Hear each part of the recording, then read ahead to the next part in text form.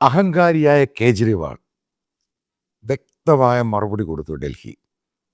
അതായത് പകുതിയിലധികം സീറ്റുകൾ. അതിനകത്ത് ബി.ജെ.പി അവിടെ ഒരു സീറ്റിന് തന്നെ ജയിച്ചാൽ തന്നെ അതൊരു ഹിമാലയൻ തോൽവിയാണ് കേജ്രിവാളിൻ്റെയും കൂട്ടരുടെയും. അത്രമാത്രം ഡോമിനേറ്റ് ചെയ്ത ഒരു പൊളിറ്റിക്കൽ പാർട്ടിയായിരുന്നു ആം ആദ്മി പാർട്ടി. കാരണം ആ രീതിയിലാണ് ഇത് കയറി വന്നത്. നിങ്ങൾ കഴിഞ്ഞ 2 പ്രാവശ്യവും ഉള്ള ഇലക്ഷൻ്റെ റിസൾട്ട് എടുത്ത് നോക്കിയാൽ നിങ്ങൾക്ക് കൃത്യമായ ധാരണ കിട്ടും. പക്ഷെ ഉണ്ടായത് നല്ല ഭൂരിപക്ഷത്തിൽ തന്നെയാണ് ബി.ജെ.പി അവിടെ ജയിക്കാൻ പോകുന്നത്. ഇപ്പം ഇനിഷ്യൽ റിപ്പോർട്ട് അനുസരിച്ച് കേജ്രിവാൾ എന്ന ദുഷ്ടനായ ആം ആദ്മി പാർട്ടി ഇന്ത്യ കണ്ട ഒരു നേതാവ് ന്യൂഡൽഹി കോൺസ്റ്റിറ്റ്യുവൻസി തോൽക്കാൻ പോവുകയാണ്. അതായത് കാരണം എനിക്ക് വലിയ സന്തോഷമുള്ള സംഭവം, കാരണം ഞാനൊരു ഡൽഹിയായിട്ട്, കാരണം ഞാൻ ഈ പൊളിറ്റിക്കൽ പാർട്ടിയിൽ ആദ്യം തുടങ്ങിയ സമയത്ത് ഞാൻ 1,00,000 രൂപ ബൈ ചെക്ക് കൊടുത്തതാണ്. കാരണം ഇങ്ങനൊരു, കാരണം ഇന്ത്യ അഗേൻസ്റ്റ് കറപ്ഷൻ, ഇന്ത്യയിൽ അഴിമതി തുടച്ചു നീക്കാൻ വേണ്ടി വന്ന ഒരു ഫോർമേഷൻ, ഒരു ഫോറം. അപ്പോൾ അതൊരു പൊളിറ്റിക്കൽ പാർട്ടിയായിട്ട് അതിൻ്റെ ഒരു ഫ്യൂച്ചറുണ്ട്. നല്ല എഡ്യൂക്കേറ്റഡ് ആയിട്ടുള്ള ചെറുപ്പക്കാർ വളരെയധികം ഡൽഹിയേറ്റ്സ്, ഇന്തൂസിയാസ്റ്റിക്കാണ് ഡൽഹിയേറ്റ്സ്, അഡ്വഞ്ചർ, ശരിക്കും സാഹസികത താല്പര്യമുള്ളവരാണ്, മൾട്ടി കൾച്ചറലാണ്. എല്ലാ ഇന്ത്യയിലെ വിവിധ സ്റ്റേറ്റുകളിൽ നിന്നും പണ്ട് പാകിസ്ഥാനിൽ നിന്ന് വന്നവരൊക്കെ ചേർന്നുള്ള ഡൽഹിയാണ്. അപ്പോൾ അവിടെ ബി.ജെ.പിയുടെ കോട്ടയായിരുന്നു ഡൽഹി. അപ്പോൾ അവിടെ അതിന് മാറ്റമുണ്ടാക്കി ഡൽഹിയിലൊരു പുതിയ കൾച്ചറും, അതായത് കറപ്ഷൻ സീറോയിലോട്ട് കൊണ്ടുവരുന്നു. അതൊരു തുടക്കം, അത് ഇന്ത്യ മുഴുവനും കാരണം ആ പ്രതീക്ഷയിലാണ് ഞാൻ വലിയ ധനവാനോ സാമ്പത്തികമോ, ഞാനൊരു ജോലി ചെയ്യുന്ന ഒരാളാണ്. അപ്പം അവർക്ക് ആ പണം ഞാൻ കൊടുത്തത് ഇന്നും എനിക്ക് ഓർമ്മയുണ്ട്. ശാന്തി ഭൂഷൺ, അതായത് പ്രശാന്ത് ഭൂഷൻ്റെ ഫാദർ, കാരണം അദ്ദേഹം നേരത്തെ ലോ മിനിസ്റ്റർ ആയിരുന്നു. കാരണം എനിക്ക് പ്രശാന്ത് ഭൂഷൺ ഈ കേജ്രിവാളൂരൊക്കെ ആയിട്ട് നേരിട്ട് ബന്ധവും പരിചയമൊക്കെ ഉണ്ട്. ഈ ശാന്തി ഭൂഷൺ എൻ്റെ കേസുമായിട്ട് തെഹൽക്ക കേസിൽ സുപ്രീം കോർട്ടിലും കമ്മീഷൻ ഓഫ് എൻക്വയറീസിലൊക്കെ അപ്പിയർ ചെയ്തതാണ്.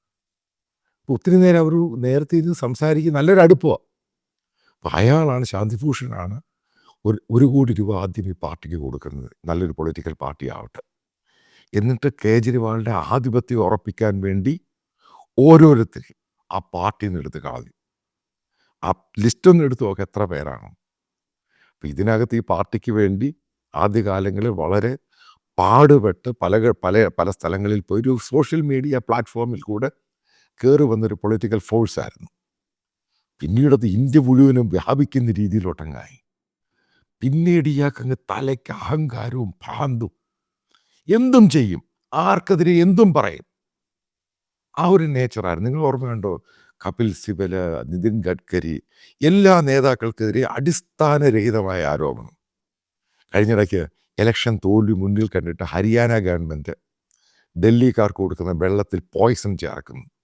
കാരണം ഒരു ഉത്തരവാദിത്വപ്പെട്ട ഒരു ചെറിയ ലെവലിൽ ഒരു നേതാക്കൾ പോലും പറയാത്ത കാര്യങ്ങളാണ് ഈ വൃത്തികെട്ട മനുഷ്യൻ ഓരോ സമയത്തും പറയുക മാത്രമല്ല, അതങ്ങ് പ്രൊപ്പഗേറ്റ് ചെയ്തങ്ങ് അടിച്ചു വിട്ടുകൊണ്ടിരിക്കും. അപ്പം അതിനെ താങ്ങാനായിട്ട് കുറച്ച് കൂലി ആൾക്കാരെയും വെച്ചിട്ടുണ്ട്. ഇതാണ് സംഭവം. അവർക്ക് ഡൽഹിയായിട്ട് കൊടുത്ത കറക്റ്റ് മറുപടിയാണിത്. കേജ്രിവാൾ ഉൾപ്പെടെ അവിടെ തോൽക്കാൻ പോകുന്നു. ഇപ്പോഴത്തെ മുഖ്യമന്ത്രി ഉൾപ്പെടെ അവിടെ തോറ്റു. അതായത് ഇന്ത്യക്ക് ആവശ്യമുള്ളൊരു തോൽവിയാണ് ഡൽഹിയിൽ നടന്നത്. അതാണ് എൻ്റെ പോസിറ്റീവായിട്ട് കാണുന്നത്. ഡൽഹി എന്ന് പറഞ്ഞ് നഗരത്തെ നശിപ്പിച്ചു. ആൾക്കാർക്ക് ഓരോ ഫ്രീ ആയിട്ട്, അതായത് നിങ്ങൾക്കറിയാം, ഈ ഫ്രീ ആയിട്ട് കൊടുത്ത് വോട്ട് മേടിക്കുക, ഇതായിരുന്നു ഇയാളുടെ തന്ത്രങ്ങൾ മുഴുവനും. അതിൻ്റെ പേരിൽ എന്താ, ഡൽഹി അഡ്മിനിസ്ട്രേഷൻ എന്ന് പറയുന്ന വേഴ്സ്റ്റ് അഡ്മിനിസ്ട്രേഷൻ, ഈ ഡൽഹിയുടെ ചരിത്രത്തിൽ ഇത്ര മോശപ്പെട്ടൊരു ഭരണാധികാരി ഉണ്ടായിട്ടില്ല. പൂർണ്ണമായിട്ടും അരാജകത്വം മാത്രമായിരുന്നു ഈ മനുഷ്യൻ്റെ ആകെയുള്ളൊരു മുതൽക്കൂട്ട്, വേറൊന്നുമില്ല, അരാജകത്വം. അതായത് പൂർണ്ണമായിട്ട് ആൻറ്റി എസ്റ്റാബ്ലിഷ്മെൻറ്റ്. പിന്നെ പുള്ളിയുടെ കാര്യങ്ങളും ഒക്കെ നടക്കണം. പിന്നീട് നമ്മൾ ഈ അഴിമതിയെപ്പറ്റി പറയുവാണെങ്കിൽ, ഞാൻ പറയുകയാണ്, ഈ റിസൾട്ട് വന്നു കഴിഞ്ഞാൽ നിങ്ങൾ ശ്രദ്ധിച്ചോണം. എനിക്ക് ഈ ആം ആദ്മി പാർട്ടിയുടെ പല MLA-മാരെ നേരിട്ടറിയാം, പലരേ. കാരണം അവർക്കൊക്കെ എൻ്റെ പകുതി പ്രായമുള്ളൊരു പല ആൾക്കാരുമുണ്ട്, 30-35 വയസ്സുള്ള പല ആൾക്കാരുമുണ്ട്. ഇവരൊക്കെ നേരത്തെ അറിയാവുന്നവരെ ഇവരൊക്കെ. അപ്പോൾ ഇവരൊക്കെ ചെയ്ത പരിപാടി ഹൈലി കറപ്റ്റഡായി. ഗവൺമെൻറ്റിൻ്റെ, നിങ്ങൾ ഡൽഹിയിൽ പോയി കഴിഞ്ഞാൽ മുഴുവനും കാണാൻ പറ്റും, കേജ്രിവാളിൻ്റെ ഫോട്ടോയാണ്. ഓട്ടോറിക്ഷ, ബസ്, റോഡിൻ്റെ മുക്കിന് മൂലയിലല്ലേ എത്ര ഗവൺമെൻറ് സ്പെൻഡ് ചെയ്യുന്നതൊക്കെ അറിയാം. ഗവൺമെൻറ് കണക്കനുസരിച്ച് 1500 കോടി ഗവൺമെൻറ് സ്പെൻഡ് ചെയ്തു പരസ്യങ്ങൾക്ക് ഓരോ വർഷവും. എല്ലായിടത്തും കേജ്രിവാൾ. അതായത് നിങ്ങൾ മനസ്സിലാക്കുക, ഈ ലോകത്തെ ഈ ഏകാധിപത്യ പ്രവണതയുള്ളവരും പല ഇസ്ലാമിക രാജ്യങ്ങളും നിങ്ങൾ കണ്ടു കാണും. എല്ലായിടത്തും അത് ഭരിക്കുന്നവൻ്റെ ഫോട്ടോയുള്ളത്. അതേപോലെ ആക്കി മാറ്റി ഡൽഹിയിൽ എല്ലായിടത്തും കേജ്രിവാളുടെ ഫോട്ടോ മാത്രം, കേജ്രിവാളുടെ അങ്ങ് വർണ്ണിച്ചുകൊണ്ടിരിക്കുക. അപ്പം ഒരു ഭാഗത്ത് ഗവൺമെൻറ് സ്പെൻഡിങ് ഇത്ര പരസ്യത്തിന് കൊടുക്കുന്നു, എല്ലാ പത്രങ്ങൾക്കും അങ്ങ് പരസ്യമാണ്. അയാളെ പുകഴ്ത്തി പറഞ്ഞുകൊണ്ടിരിക്കണം, ഒറ്റ ഡിമാൻഡേ ഉള്ളൂ. അതിനുവേണ്ടി പരസ്യം ഇങ്ങനെ ഒഴുകിക്കൊണ്ടിരിക്കുക. അപ്പോൾ അതുമായിട്ട് ബന്ധപ്പെട്ട മലയാളിയായ വിജയൻ നായരാണ് ഈ ലിക്കർ സ്കാം അതിൽ പെട്ടുപോയത്. കാരണം അയാളാണ് ഇതിൻ്റെ മീഡിയേറ്ററായിട്ട് നിന്നത്. മലയാളിയാണ് ഇയാൾ വിജയൻ നായർ എന്ന് പറയുന്നയാൾ. ഇനി അടുത്ത സംഭവം, ഈ കവിത എന്ന് പറഞ്ഞ നേരത്തെ തെലങ്കാന മുഖ്യമന്ത്രിയുടെ മകൾ. ഇപ്പം ഇവരുമായിട്ട് ഏറ്റവും അടുത്ത് പ്രവർത്തിക്കുന്ന ബ്രൂവറീസ്, അതായത് ഡിസ്റ്റിലറിയുമായിട്ട് ബന്ധപ്പെട്ട 1-2 ആൾക്കാരെ എനിക്കറിയാം. ഡൽഹിക്കാരൻ ഗ്രീൻ പാർക്കിലും ഹോസ്കാസിലും താമസിക്കുന്നവരാണ്. ഇവരൊക്കെ ജയിലിലിട്ടേക്കുമായിരുന്നു ഈ പ്രശ്നമായിട്ട് ബന്ധപ്പെട്ട്. ഇവരൊക്കെ പുറത്തിറങ്ങിയ ശേഷം നിങ്ങൾ മനസ്സിലാക്കി, ഡൽഹി എന്ന് പറയുന്നത് വലിയ സിറ്റി ഒന്നുമല്ല, ഇത് ഇത്ര വലിയ സംഭവമൊന്നുമല്ല, ചെറിയൊരു സിറ്റി. ഒത്തിരി ആൾക്കാർ താമസിക്കുന്നു, എല്ലാവരും പരിചയപ്പെട്ടു, എല്ലാവരും അന്യോന്യം അറിയുക. ഇതുമായിട്ട് ബന്ധപ്പെട്ട് ഞാൻ ഇവരുമായിട്ട് സംസാരിച്ച് കഴിഞ്ഞപ്പോൾ, അത് കവിതയുമായിട്ട് അടുപ്പമുള്ളവർ, ഈ കേജ്രിവാൾ ഫേസ് ടൈം, അത് ഐഫോണിൻ്റെ അതിനകത്തോട് ഓരോ രൂപയ്ക്കും കമ്മീഷനായി, ഓരോ ബോട്ടിൽ ഉൾപ്പെടെ കമ്മീഷൻ ആൾ ചോദിച്ചു. എങ്ങനെയുണ്ട് ആള്? ഇത് എന്നോട് പറഞ്ഞത് വോളണ്ടിയറായിട്ട് പറഞ്ഞത്. ഒരു ബോട്ടിൽ ഉൾപ്പെടെയാണ് ആൾ കമ്മീഷൻ പറഞ്ഞത്. ബോട്ടിൽ ഇത്ര, ഈ ബോട്ടിലിന് ഇത്ര, ഈ ബോട്ടിലിന് ഇത്ര. അത്ര വലിയ കള്ളനായികള് പക്ഷേ നമ്മുടെ മുമ്പിലെല്ലാം ഒരു ഷാഡോ ആയിട്ട് നിന്ന് കറപ്ഷനെതിരെ സംസാരിച്ചു. അതാണ് ഇതുപോലെ നിങ്ങൾ മനസ്സിലാക്കുക. കൂടുതൽ ഈ കറപ്ഷനെ പറ്റി പറയുന്നവരും മുഴുവനും വലിയൊരു ശതമാനം ബേസിക്കലി ഇവർ കറപ്റ്റാണ്. ഇപ്പോൾ അത് കഴിഞ്ഞ് കവിതയും കഴിഞ്ഞ് അവരുടെ ഫാമിലി മുഴുവൻ ഈ ബ്രൂവറീസ്, ലിക്കർ ബിസിനസ് മാത്രമേ ഉള്ളൂ. പല ഇൻ്റർനാഷണൽ ബ്രാൻഡുകൾ ഉണ്ടാക്കുന്നതിൻ്റെ മുഴുവൻ ഇവർക്കാണ് കൊടുത്തിരിക്കുന്നത്, ഔട്ട്സോഴ്സ് ചെയ്തേക്കുന്നത്. അപ്പോൾ അവർക്ക് ഇന്ത്യയിൽ എല്ലായിടത്തും ഉണ്ട്. അപ്പോൾ അതിൻ്റെ ഭാഗമായിട്ട് ഡൽഹിയിൽ കംപ്ലീറ്റ് അത് പിടിക്കാൻ വേണ്ടി വന്നത്. അങ്ങനെയാണ് പെട്ടുപോകുന്നത്. മറ്റൊരു സംഭവം, ഡൽഹിയിൽ പല കോൺട്രാക്റ്റ് ഉണ്ട് ഗവൺമെൻറ്റിൻ്റെ, ഫ്ലൈ ഓവർ പണിയുക, അത് പണിയുക. അപ്പം ഇതൊക്കെ പണിയുമ്പോഴേ ഇതിൻ്റെ കോൺട്രാക്ടേഴ്സോട് പറയുന്നത്, അവർ ഇത്രയാണ് പണിയുന്നതിൻ്റെ ചാർജ്, അത് ഇത്ര ആയിരിക്കും കമ്മീഷൻ കൊടുക്കേണ്ടത്. അത് കഴിഞ്ഞിട്ട് അതിൻ്റെ അകത്ത് 10% എടുത്തിട്ട് കേജ്രിവാളുടെ ഫ്ലക്സും ബോർഡും പലയിടത്തും ബസ്സുകൾ അവളെ ഒട്ടിക്കാൻ വേണ്ടി ഇത്ര കോടി ഇതാ ചെയ്തു. അപ്പോൾ എല്ലാം കൂടെ കാൽക്കുലേറ്റ് ചെയ്യുമ്പോൾ ഇത്രയും കോൺട്രാക്ട്, ഡൽഹി ഇഷ്ടംപോലെ പണമുള്ള ഒരു സ്റ്റേറ്റുമാണ്. അപ്പം ഡൽഹി മുഴുവൻ ഏകാധിപതിയുടെ ഫോട്ടോ മുഴുവനുണ്ടായതിൻ്റെ കാര്യം ഇതാണ്. ഇപ്പോൾ രണ്ടും കൂടെ ക്ലബ് ചെയ്യുവാണെങ്കിൽ ഗവൺമെൻറ് സ്പെൻഡിങ്ങും ഈ കോൺട്രാക്ടേഴ്സ് കൊടുക്കുന്ന അഡീഷണൽ ആയിട്ടുള്ള മണി, അവർ വേറെ കോൺട്രാക്ട് കമ്മീഷനായിട്ട് പോകുന്നത്, അത് എവിടെ കണക്ക് കാണിക്കത്തില്ല. അവരും എല്ലാം കൂടെ ചേർത്ത് ഏകദേശം 2500-3000 കോടിയുടെ പരസ്യം മാത്രമാണ് ഡൽഹി മാത്രം കൊടുത്തേക്കുന്നത്. പരസ്യം എന്ന് പറഞ്ഞാൽ ബോർഡുകളും അവിടെ മുക്കിനാണ്, 10 മീറ്റർ വെച്ചാണ് ഉള്ള വണ്ടികളും ഓട്ടോറിക്ഷയും എല്ലായിടത്തും കേജ്രിവാളിൻ്റെ ഫോട്ടോ വെച്ച് അയാളുടെ പരിപാടികളാണ്. അത്രമാത്രം ഹൈലി കറപ്റ്റഡ് ആയിരുന്നു ഈ മനുഷ്യൻ. ഞാൻ തീർത്തും പറയാം, BJP അധികാരത്തിൽ വന്ന ശേഷം ആദ്യം ചെയ്യുന്നത് കേജ്രിവാളിനെതിരെയും കൂട്ടർക്കെതിരെയും വലിയ അന്വേഷണം നടക്കും. കാരണം എല്ലായിടത്തും അയാൾ കമ്മീഷൻ മേടിച്ചിട്ടുണ്ട്. ഇവരെ MLA-മാർ ഉൾപ്പെടെ എല്ലാം പണം എല്ലായിടത്തും ഇവർ മേടിച്ചേക്കുക. ഈ കേജ്രിവാൾ ഇനിയും വരാനുള്ള ദിവസങ്ങളിൽ ജയിലിലായിരിക്കും പോകുന്നത്. അയാൾ MLA അല്ല, അവിടെ പാർട്ടി അധികാരത്തിലായാൽ പിന്നെന്ത് ചെയ്യാൻ പറ്റും? ഇഷ്ടം പോലെ ചവറ് പോലെ കേസിങ് വരും. പെട്ടെന്ന് വിധിയും കൂടി. ഇനി കേജ്രിവാളിൻ്റെ വരാനുള്ള ദിവസങ്ങൾ, വരാനുള്ള വർഷങ്ങൾ, അയാൾ 10-25 വർഷം ജയിലിൽ കിടക്കും, അയാളുടെ കൂടെ ഉള്ളവരും. അത്ര ഹൈലി കറപ്റ്റഡ് ആയിരുന്നു ഈ മനുഷ്യൻ. പക്ഷെ ജനങ്ങളുടെ മുമ്പിൽ മുഴുവനും പൊടിയിട്ടങ്ങ് നാശമാക്കി, ഓരോ ഫ്രീ ബീസ് കൊടുത്തു. നിനക്കിതിരിക്കട്ടെ. ഇതാണ് ഇവിടെ ചെയ്തത്. അത് ഡൽഹിക്കാരെ, ഈ സാധാരണക്കാരെ, പാവം പിടിച്ചവരെ മുഴുവനും മടിയന്മാരാക്കി, ജോലിക്ക് പോകണ്ട. ഡൽഹിയിൽ ഒരു സമയത്ത് ഈ ആൾക്കാർക്ക് ഫ്രീ ബീസ് കൊടുക്കുന്നതിൻ്റെ പേരിൽ ട്രാവലിംഗ് ഫ്രീ, അത് ഫ്രീ, ഇത് ഫ്രീ, അത് ഫ്രീ. അവിടെ വീടുകളിൽ പോലും സ്ത്രീകൾ ജോലി ചെയ്യാൻ വരാതായി. ഇത് ഞാൻ പറഞ്ഞ റിയാലിറ്റിയാണ്. കാരണം പണം കിട്ടുക, പിന്നെ ഇതിന് ജോലി ചെയ്യുന്നു.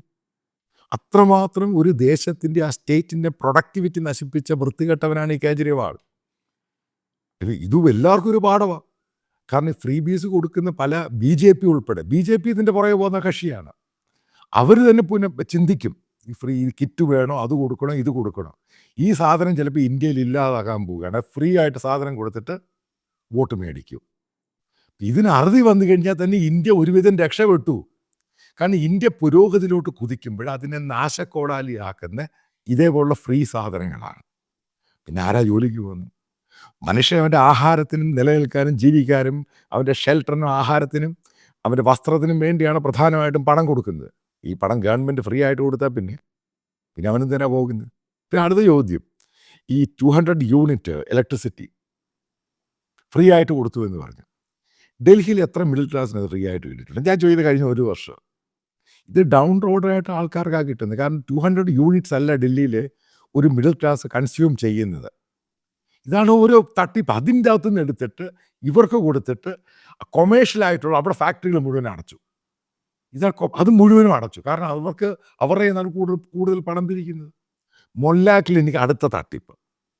പിന്നെ ഡൽഹി മെട്രോയുടെ ചരിത്രത്തിൽ ആദ്യമായിട്ട് മെട്രോ സ്റ്റേഷനുകൾ ഇത്ര വൃത്തികേടായി. കാരണം അതിനകത്ത് മുഴുവനും, കാരണം ഡൽഹി മെട്രോയുടെ ഓപ്പറേഷൻസ് ഇവർ കേന്ദ്ര സർക്കാർ, പക്ഷേ പൂർണ്ണമായിട്ട് ഓപ്പറേഷൻ സ്റ്റേറ്റിൻ്റെ.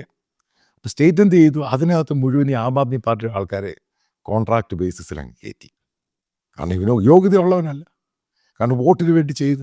അതേപോലെ ട്രാൻസ്പോർട്ട് ഡിപ്പാർട്ട്മെൻറ്റ് നശിപ്പിച്ചു, എല്ലാം നശിപ്പിച്ചു. ഡൽഹി സിറ്റി ഏറ്റവും വൃത്തികെട്ട സിറ്റിയാക്കി മാറ്റി. അതിനെ ചോദ്യം ചെയ്യുമ്പോൾ ഗവർണർക്കെതിരെയും പ്രധാനമന്ത്രിക്കെതിരെ സ്ഥിരം ആരോപണം. ഇപ്പം ഇതേപോലെ ഇന്ത്യ കണ്ട ഏറ്റവും വൃത്തികെട്ട മുഖ്യമന്ത്രി, അയാൾക്ക് ഇഷ്ടംപോലെ ഫാനുകളുണ്ട് മലയാളികൾ. നിങ്ങൾ ആദ്യം ഡൽഹി വന്ന് ആൾക്കാരോട് ചോദ്യം, ഇയാൾ ആരായിരുന്നു, എങ്ങനെയായിരുന്നു, അപ്പോഴേ മനസ്സിലാവത്തുള്ളൂ എത്ര ദുഷിച്ചവനാണ്. എന്തുകൊണ്ട് ഇപ്രാവശ്യം മുസ്ലിങ്ങൾക്ക് ഭൂരിപക്ഷമുള്ള പലയിടത്തും അവിടെ BJP ജയിച്ചതിൻ്റെ കാര്യം എന്ത്? ഓഖല എടുക്കുക, ഷഹീൻ പല പോക്കറ്റുകൾ ഇതെടുത്ത് അവർക്കും പിടികിട്ടി ഇവൻ വൃത്തികെട്ടവനാണ്. അത് കേരളത്തിലെ സുഡാപ്പികൾക്ക് മാത്രമേ മനസ്സിലാവാത്തേ ഉള്ളൂ എന്താണ് BJP മോദിയും ചെയ്യുന്നത്. അതാണ് അവരുടെ ഏറ്റവും വലിയ മിസ്റ്റേക്ക്. കാരണം നിൻ്റെ തലയ്ക്കകത്ത് ഇത് ഇട്ടേക്കുക. ആരാണ് നല്ലത് ചെയ്യുന്നത്? മതമല്ല ഇവിടെ പ്രശ്നം. ഒരു ജനത വികസിക്കണം, ഒരു സ്റ്റേറ്റ് വികസിക്കണം, ഒരു രാജ്യം മുന്നോട്ട് പോകണം. അതിനെ നശിപ്പിച്ച ഏറ്റവും വലിയൊരു കാലമാണനാണ് കേജ്രിവാൾ. ഇന്ത്യയിൽ നിന്ന് ഈ സാധനം പോകുന്നത് ഏറ്റവും നല്ലതും ഒരു ഈ പറയുന്ന ഹിന്ദുത്വം. ഇപ്പുറത്ത് പിന്നെ അയാൾ ചെയ്തുകൊണ്ടിരുന്നത് നിങ്ങൾക്കറിയോ? എനിക്കറിയാവുന്ന വസ്തുതയാണ്. ഒരു ഭാഗത്ത് കാശ്മീരി ആയിട്ടുള്ള ടെറർ ഗ്രൂപ്പുകളെ സപ്പോർട്ട് ചെയ്യുന്നവർ ഇയാൾ ഭയങ്കര സപ്പോർട്ട്, അവർക്ക് പണം കൊടുക്കും. എനിക്കറിയാവുന്ന പല ആൾക്കാരുണ്ട്, അവർക്കും ഇയാളെ സഹായം ചെയ്യുമായിരുന്നു പല ഗവൺമെൻറ് സ്കീമിൽ കൂടെ. അതേപോലെ തന്നെ പഞ്ചാബിൽ ഇന്ത്യ എതിർക്കുന്ന ഖാലിസ്ഥാനികളെ അവരെ ഇയാൾ സപ്പോർട്ട് ചെയ്യുമായിരുന്നു. അത്ര ദുഷ്ടനാണ് ഇയാൾ. നിങ്ങൾ ഈ പറയുന്ന പോലൊന്നും അല്ല. ഏതെങ്കിലും രീതിയെ മോദി ആര് തകർക്കാൻ ശ്രമിക്കുന്നു അവർക്കെല്ലാം സപ്പോർട്ട് ചെയ്യും. ഇതിനെപ്പറ്റിയൊക്കെ അന്വേഷണം ഉണ്ടായേ മതിയാവത്തുള്ളൂ. അല്ല കേജ്രിവാളും കൂട്ടരും ജയിലിൽ തന്നെ പോകണം. ഇത് ഇന്ത്യയുടെ ആവശ്യമാണ്. ഇത് ബേസിക്കലി ഇയാൾ തോൽക്കണം എന്നുള്ളത് എൻ്റെ ഒരു പ്രാർത്ഥനയും കൂടായിരുന്നു. കാരണം തോറ്റേ മതിയാവത്തുള്ളൂ. അത്രമാത്രം ദുഷിച്ച ഒരു ഭരണാധികാരി, അരാജകത്വവാദി, ഒരു പോസിറ്റീവായിട്ടുള്ള തോട്ട്സ് ഇല്ലാത്ത മനുഷ്യൻ. അയാളൊന്നും ഒരിക്കലും ഒരു രാജ്യത്തിൻ്റെയും ഒരു സ്റ്റേറ്റിൻ്റെയും ഭരണാധികാരിയാകാൻ പാടില്ല. അത് ഡൽഹിക്കാർ പഠിച്ചു, അയാളെ ഒടിച്ചു ദൂരെ കളഞ്ഞു.